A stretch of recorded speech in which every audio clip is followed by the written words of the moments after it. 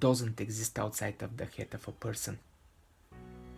People believe that the game of love gives them only one option to pursue, and this is winning. The idea that we have only one shot puts people in a mental reality in which they are horrified by the idea that they might fail. In reality, a truly successful person has failed many times before he gets on the rails of winning. To accept new data and perceive it as new knowledge in one's brain is a big power. People run away from this data. The information which comes from the failures is powerful information. People are blind to the real power which stays beyond failures.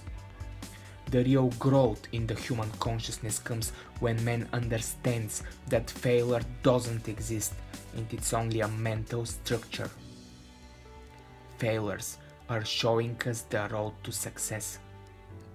Through mistakes, we shake up the reality of our comfort zone. The real way to learn and grow through the new knowledge is through trial and error. Instead of getting disappointed, you simply readjust yourself because you already have the information. It is simple. A real failure comes when a man exhausted from the temporary defeats chooses to hide himself back in his comfort zone where there is no fear.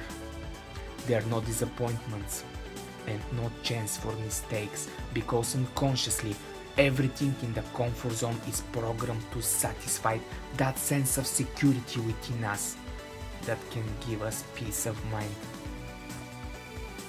But this sense is an illusion. It stops us from trying something which can improve our lives. This unconscious nature of ours to shrink every time when our self-image creates a doubt within us that we might not have the quality needed for the success is really only in the mind. Our mind operates with beliefs and they create the reality in which we live. So the comfort zone which we mentally have created is our psychic wall of limitations. But on the other side, you do know moments in your life when beliefs that we have it within you gives you the determination which you need and make you unstoppable for all the seeming obstacles on your way.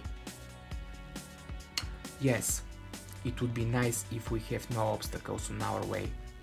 It would be nice if we could have figured out all the things that can happen and have the right decisions beforehand. But it doesn't work this way. Life doesn't work this way. Success doesn't work this way. Unexpected things happen all the time, and even everything which we know as established and permanent changes as well. The real weapon of a successful person is exactly this ability to determine himself to the process with faith, close to fanatism.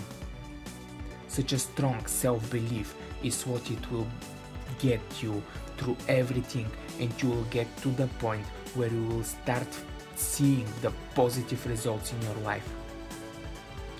People, in order to motivate other people, say, "Don't quit." And the response in one's head is usually something like, it's easy for them to say that.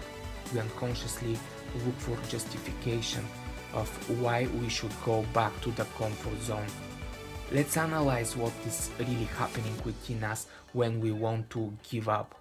Usually, when we try to create something new and better in our life, we need to leave our comfort zone where we like to hide.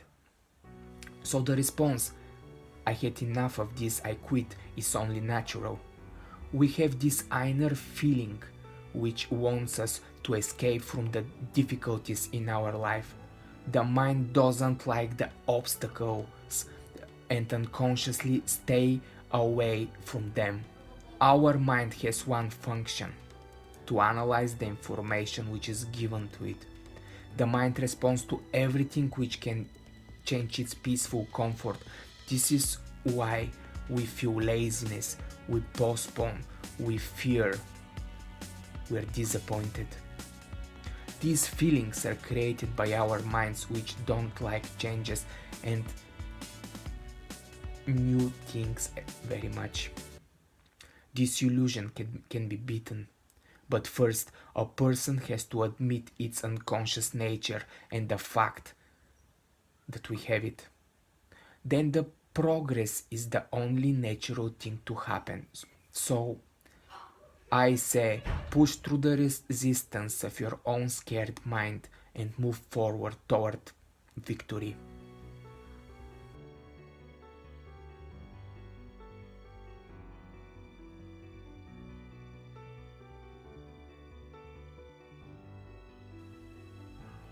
When you combine visualization with deep breathing, you're using two of the most powerful stress relievers together to pack one amazing punch. So this is the beginning of the first visualization technique against stress. Deep breathing exercises are proven to reduce stress and relax the body. When combined with visualization, the mind and body both can relax together, giving you a moment of peace. For this visualization technique, it is best to lie down in a comfortable place. If you are able, begin breathing deeply, focusing on your breath. Then become fully aware of your body. Start with your toes and work your way up. Focus on everything that you can sense with your body. Next, visualize the stress leaving your body in waves with each breath. The more detail you put into the visualization, the better it will work. What color are the waves?